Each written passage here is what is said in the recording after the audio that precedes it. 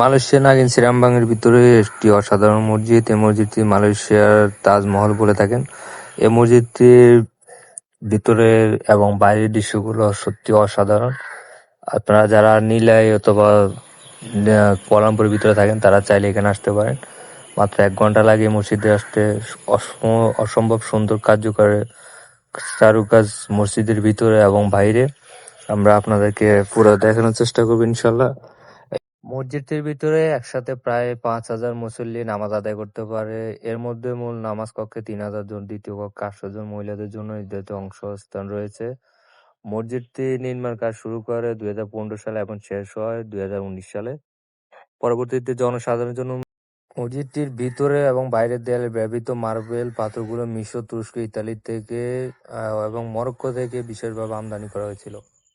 মসজিদে যারা আসতে চান আমি আমার ভিডিওর কমেন্টে লিংক দিয়ে দেবো ইনশাল্লাহ।